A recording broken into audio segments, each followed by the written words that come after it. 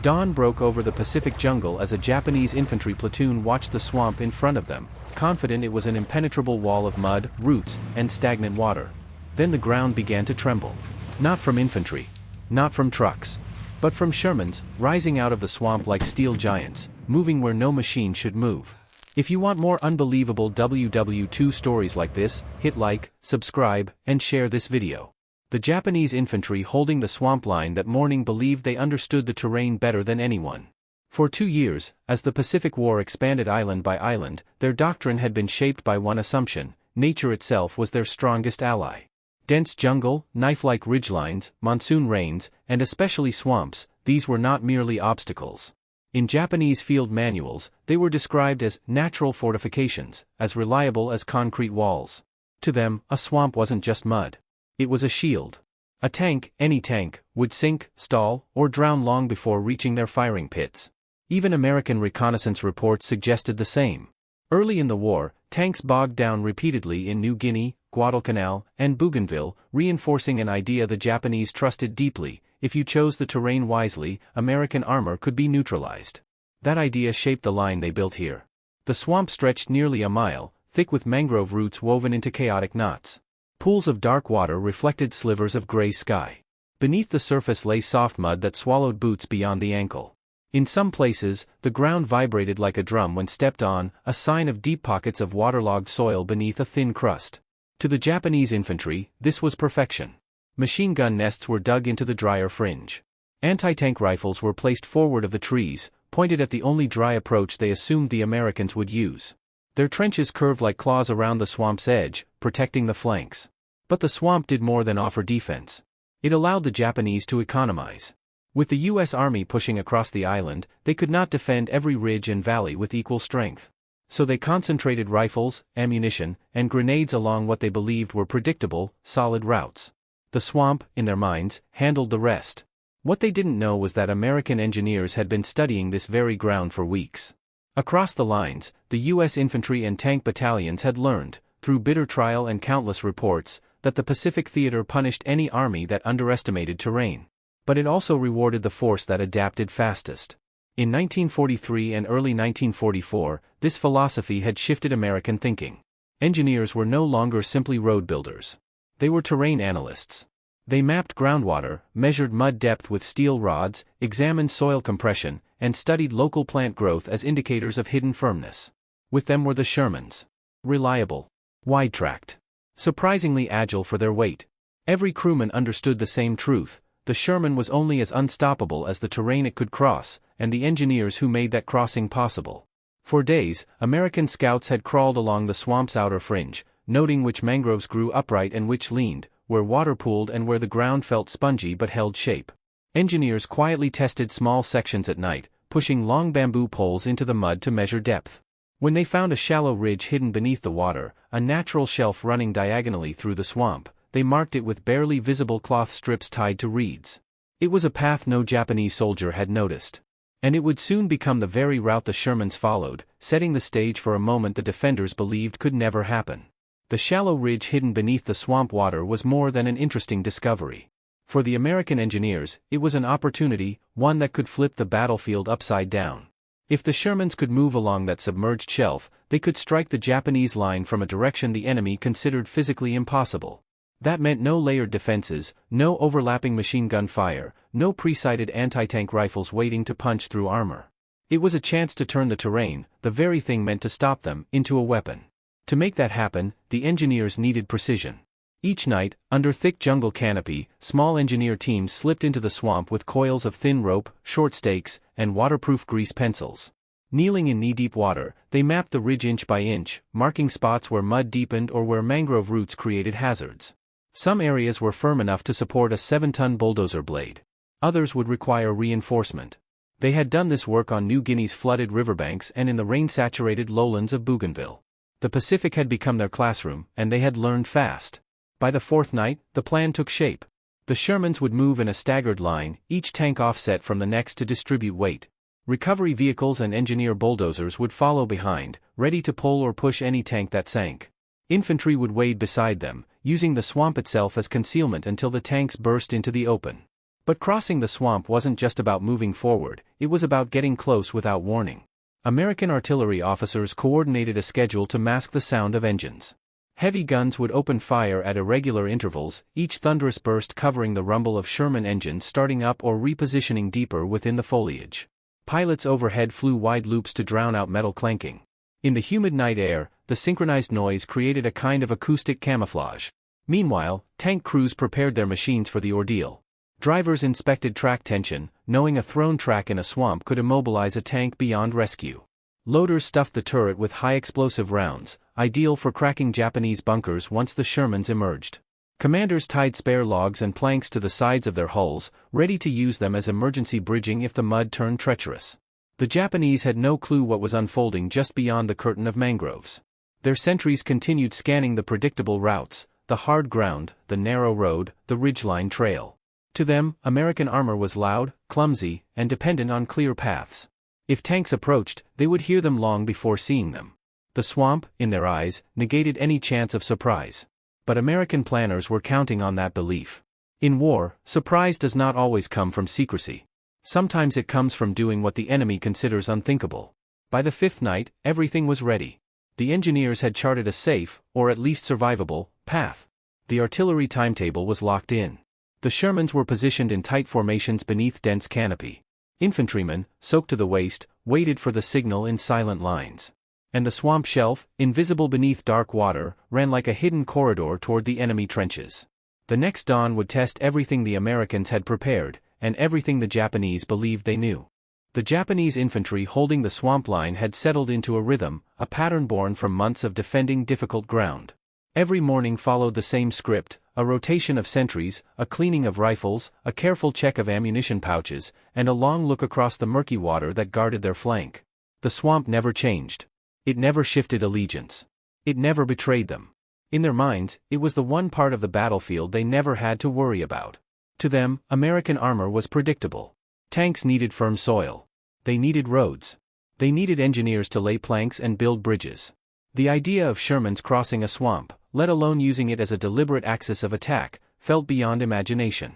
Japanese field manuals repeated this principle relentlessly: tanks cannot operate in deep mud. Officers drilled their men on the same point. Even veterans, men who had fought in China and Malaysia, agreed. Terrain was a constant. Machines were not. So when the pre-dawn quiet settled over the battlefield, no one in the Japanese trenches felt threatened. The swamp looked still, its surface broken only by faint ripples from insects and drifting leaves. The mangrove fringe stood in a tight wall, concealing the American preparations behind it. The Japanese machine gunners leaned against the logs of their firing pits, chatting in hushed voices. Riflemen sipped the last of their morning tea. An officer scanned the dry approaches with binoculars, convinced the Americans would attack only from solid ground. He never considered looking into the swamp. Yet only 100 meters beyond that tangled curtain of roots, the American advance had already begun. Slowly, precisely, the Shermans rolled forward, each one guided by the invisible markers engineers had tied to reeds during the night. The tanks moved with their engines throttled low, just enough torque to push through shallow water without announcing themselves. Infantry waited beside them, rifles held high, eyes fixed on the fog-shrouded horizon. Their movements created gentle ripples that blended into the swamp's natural surface. Above them, artillery thundered in irregular bursts, exactly as planned. Each blast masked the metallic grind of a tank shifting gears or the splash of a track pushing deeper into the marsh. The Japanese heard the distant shells and assumed they were meant for probing fire on the main road. Nothing felt unusual to them. But for the Americans, the advance felt otherworldly. The swamp sucked at their boots, tugging with each step. The Shermans churned forward, water lapping against their hulls. Frogs and insects scattered in waves.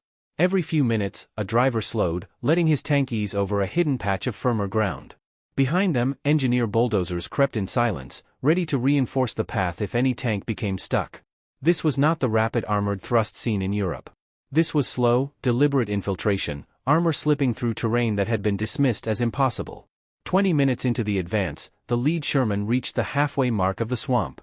The tank commander lifted his binoculars, scanning the far shore. Through the mist and the mangrove silhouettes, he could faintly make out the top edges of sandbagged Japanese pits. They had no idea he was there. The entire Japanese position, machine guns, rifles, trenches, faced the wrong direction. Their weapons pointed toward open ground, waiting for an attack that would never come.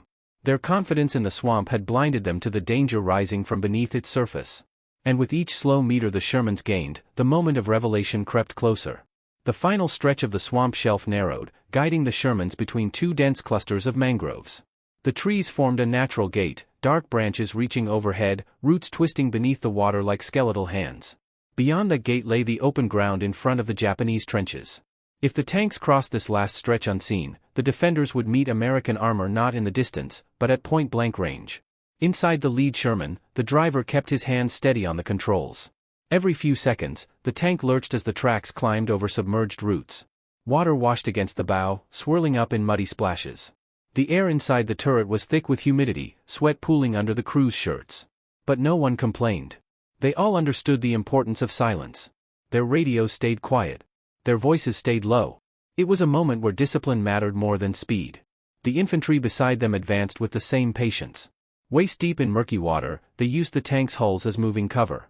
Wisps of morning fog drifted across the swamp, softening shapes, bending sound. It was the perfect veil, an accidental ally that masked the American push until the very last meters. Then, at precisely the scheduled moment, artillery shifted. The heavy gun stopped targeting distant ridges and began pounding a narrow line of trees far to the right, completely away from the swamp axis. The thunder turned the Japanese soldiers' attention toward what they believed was the main American advance. Machine gun teams tightened their grips. Rifle squads prepared for contact. A runner sprinted toward a command post, yelling over the noise. Not one of them realized the real threat was seconds away. The lead Sherman pressed through the mangrove gate. For a moment, the jungle concealed everything. Then, with a surge of water rolling off its front armor, the tank burst into the open. Its hull rose above the swamp's edge, dripping mud, engine roaring now that stealth no longer mattered. The Japanese nearest the line froze. Their eyes widened. Some blinked, convinced their vision was betraying them. A tank, an American tank, was coming out of the swamp. Before they could react, a second Sherman emerged beside the first. Then a third, water cascading off their tracks like rain. Infantry followed in a staggered line, rifles aimed, boots climbing from the mud onto solid ground. Shock rippled through the Japanese trenches. Machine gunners scrambled to swing their weapons around, but their sandbag walls faced the wrong direction. Anti-tank riflemen hesitated, unable to reposition quickly in cramped pits. Officers shouted orders that were drowned out by the increasing roar of engines. The lead Sherman's gun elevated slightly. Its coaxial machine gun opened first, a burst that tore across a row of hastily turning riflemen. Dirt exploded from trench walls. Sandbags burst open. The second Sherman fired a high-explosive round that slammed into a bunker roof, blowing wooden supports into the air. Only now did the Japanese understand the truth. The swamp had failed them. Their perfect natural barrier had become the very path of the American assault. The impossible had materialized in steel. And behind the first wave of Shermans, more engines growled from within the mangroves, proof that the assault had only begun. The Japanese infantry reacted with the kind of instinct born from countless drills, grab rifles, swing machine guns, reposition firing angles, but instinct could not overcome design. Their trenches, bunkers, and firing pits had been built to face one direction, the dry land. Every layer of their defense, sandbags, logs, interlocking arcs of fire, was pointed toward a threat that never came. Now the threat stood behind their strongest positions. As the Shermans advanced from the swamp's edge, the Japanese defenders scrambled to reorient their weapons. Machine gunners abandoned their frontal embrasures and tried to turn their heavy Type 92s around, muscles straining as they shifted the unwieldy weapons in confined spaces. Riflemen crawled across trench floors, slipping in mud as they attempted to face the tanks. A few soldiers climbed from their pits entirely, sprinting across open ground in hopes of finding a better angle. But the Americans were already pressing forward with precision. Infantry squads fanned out beside the tanks, using the Sherman's hulls as mobile cover. Each soldier had trained to fight in close coordination with armor. They moved in quick, deliberate bursts, drop to a knee, fire 2 or 3 rounds, advance, repeat. Their voices cut through the chaos, left flank clear. Reloading. Watch the tree line. The Shermans provided the anchor. Their machine guns swept trenches, shredding exposed sandbags and forcing defenders to keep their heads down. When bunkers appeared, the tanks responded with short, controlled bursts of coaxial fire or well-placed high-explosive shells. Wooden beams shattered. Firing ports collapsed. Walls of dirt crumbled inward. The Japanese tried to counterattack. A small anti-tank team rushed from a camouflaged dugout, carrying a Type 97 grenade launcher and satchel charges. They sprinted low, using the uneven ground as cover. For a moment, it looked like they might reach the Sherman's blind spot. But American infantry spotted them first. A burst of fire cut down the lead soldier before he reached throwing distance. Another fell moments later, slipping into the mud beside a tree stump. The satchel charge ignited harmlessly where it fell, throwing a spray of dirt into the air. Close quarters resistance continued, but every minute tilted the fight further toward the Americans. The tanks pressed deeper, crushing sections of trench beneath their tracks. When a trench line forked, infantry moved down both paths simultaneously, clearing each segment with disciplined, controlled aggression. Smoke from burning bunkers mixed with fog drifting from the swamp, turning the battlefield into a swirling haze of gray and white. Inside the Japanese command post, officers struggled to make sense of the reports. Men burst in shouting contradictory information. Tanks in the rear. We're flanked. They came through the swamp. Each message more disorienting than the last. A company commander tried to organize a defensive pivot, but the trenches were too rigid. They had been built for one purpose, one direction. Reorienting the entire line under fire was impossible. Meanwhile, the Americans advanced methodically. Every step they gained widened the breach. Every bunker destroyed further unhinged the Japanese defense. The Shermans, dripping mud from their hulls, continued moving like slow, unstoppable hammers, shaping the fight with each meter gained. By the time the 5th Sherman cleared the swamp and entered the open ground, the Japanese first line was no longer a coherent defense. It was a collection of isolated pockets, groups of soldiers fighting fiercely but without a unified plan. The swamp, meant to be the Japanese shield, had delivered American steel into the heart of their line. And the real breakthrough was still ahead. With the first Japanese line collapsing, American commanders wasted no time exploiting the opening. Success in jungle warfare often depended on speed, moving faster than the enemy could recover. And now, with Shermans emerging from the swamp in steadily increasing numbers, the Americans possessed both momentum and shock on their side. The second wave of Shermans began crossing the swamp shelf minutes after the first wave broke into the Japanese rear. Their engines revved harder now, stealth was no longer necessary. The mud churned beneath their tracks, swirling into wide spirals that stretched behind them like dark wakes. Engineer bulldozers pushed forward through the widening gap, reinforcing weak spots in the submerged path with logs and debris. Their blades sliced through muck with mechanical indifference, ensuring the route remained open for additional armor and supply carriers. American infantry surged deeper into the Japanese positions, maintaining tight coordination with the tanks.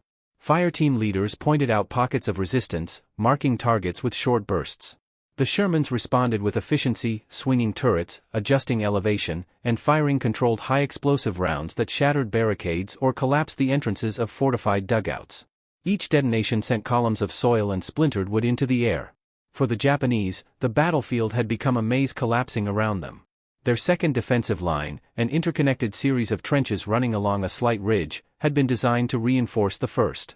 It was intended to absorb whatever remained of an American assault that was expected to hit from the front. Instead, the second line now faced the possibility of encirclement. Troops stationed there heard distant gunfire behind them and struggled to understand how the enemy had bypassed the swamp. A few Japanese officers attempted to organize a fallback. Runners were dispatched through narrow communication trenches, their feet pounding the wet soil as they delivered hurried orders. But as they carried messages from one position to another, the sound of American engines grew louder from the very direction the trenches were meant to protect. The Shermans crested a small rise of land and exposed their full silhouettes. Japanese soldiers clutched their rifles tighter, trying to steady their nerves. Some attempted to reposition mortars, hastily adjusting baseplates on uneven ground. Others prepared grenade bundles, knowing full well they might never get close enough to use them. But the Americans were already engaging. Machine gun fire swept across the ridge, tearing through defensive pits. Grenadiers lobbed smoke to obscure the tanks' flanks as they advanced in a disciplined staggered line. American riflemen pressed forward with precise aggression, firing in measured bursts before diving into shallow cover. Every movement followed training. Every step expanded the breach. The second defensive line fractured within minutes. Some Japanese squads attempted to rush forward to counterattack, hoping to stall the armor long enough for their comrades to escape. But their attacks were piecemeal, uncoordinated, and launched under the crushing pressure of American firepower. Shermans pivoted and fired point-blank into charging groups. Infantry squads opened rapid volleys, halting advances before they could close the distance.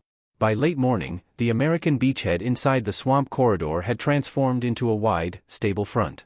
More tanks and infantry poured through the reinforced swamp shelf, turning what began as a stealthy infiltration into a full-scale armored advance.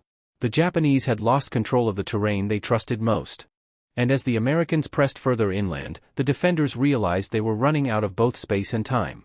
By midday, the battlefield had changed so completely that even seasoned Japanese officers struggled to recognize the terrain they had spent weeks fortifying. Smoke drifted across the ridgeline from burning bunkers.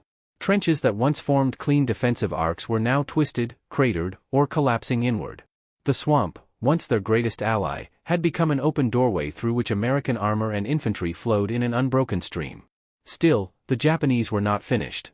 As disciplined soldiers, they understood that holding ground was no longer possible. But delaying the Americans, even briefly, might buy time for units farther inland to regroup.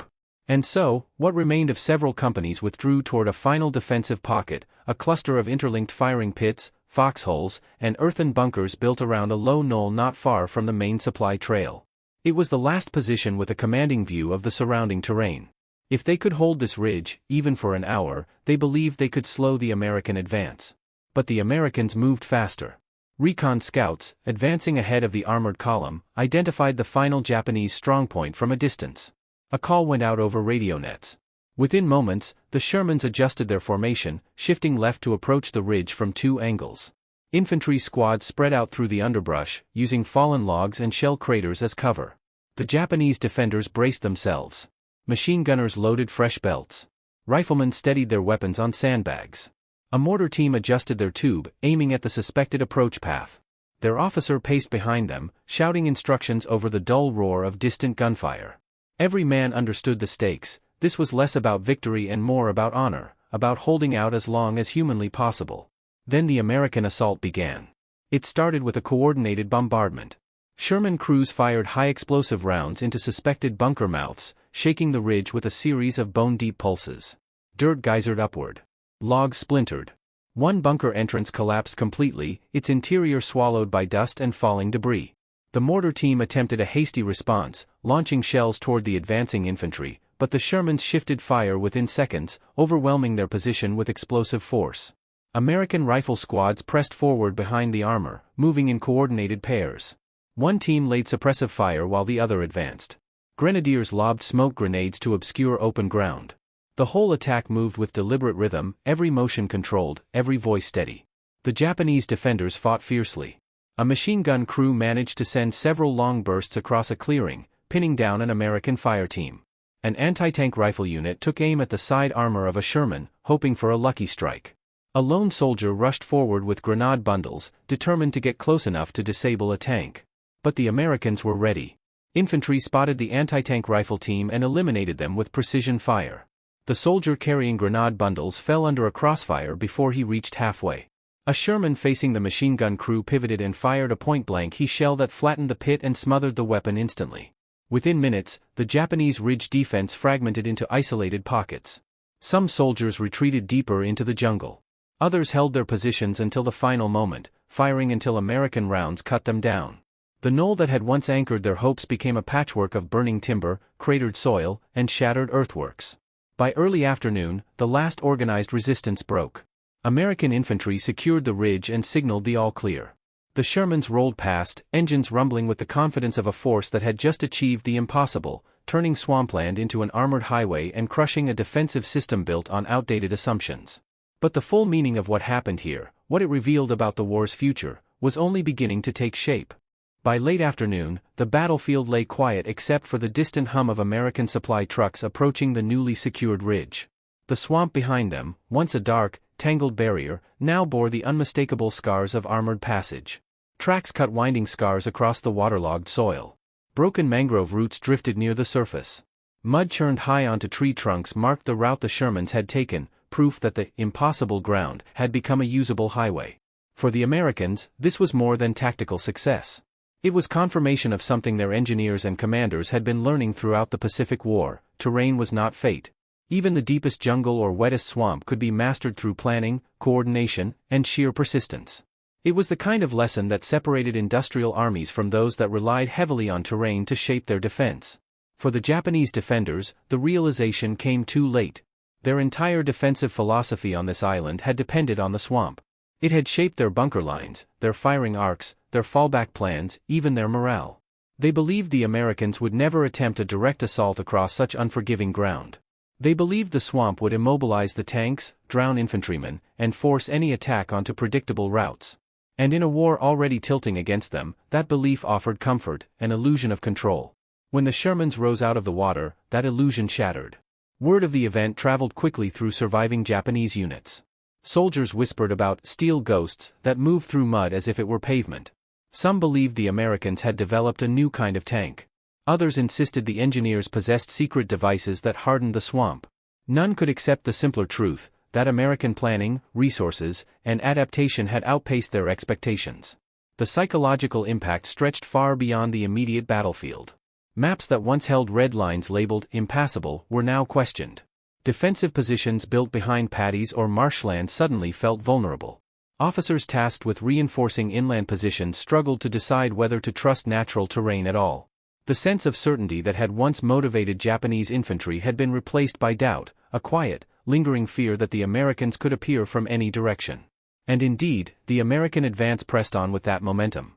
Within days, artillery batteries were moved through the same swamp corridor the Shermans had crossed. Infantry battalions established new positions deeper inland. Engineers built a more permanent corduroy road across the swamp, reinforcing it with logs and crushed stone, ensuring heavy vehicles could continue to pass. What began as an audacious armored infiltration became a fully functional supply route, something no Japanese planner had ever considered possible. But perhaps the deepest reflection lies in what this moment symbolized about the broader war. The Pacific was a theater defined by extremes: heat, humidity, disease, impenetrable foliage, steep ridges, monsoon mud. Every army battled nature as fiercely as the enemy. But the Americans, backed by vast industry and adaptive command culture, treated those extremes not as walls but as problems to solve. The Sherman tanks crossing a swamp was not an anomaly, it was the natural outcome of a military system built on problem-solving, logistics, and relentless innovation. Machines could be repaired. Roads could be built. Swamps could be crossed. And from this truth emerged a larger force, momentum. Once the Americans found ways to overcome terrain that had intimidated their enemies, their operational speed increased. Their reach expanded. Their ability to surprise amplified. Every breakthrough like this one pushed the Pacific War closer to its inevitable end. Standing on the captured ridge, as the sun dipped behind the mangroves, an American tank commander brushed mud from the hull of his Sherman. Behind him, the swamp shimmered in the fading light. Ahead of him, the jungle path beckoned, leading deeper into enemy territory. The day's victory was behind, but the war continued forward. And in that forward march, driven by steel, engineering, and determination, the Americans had shown the world a simple and decisive truth. No terrain could stop them. Not here. Not now. Not anymore.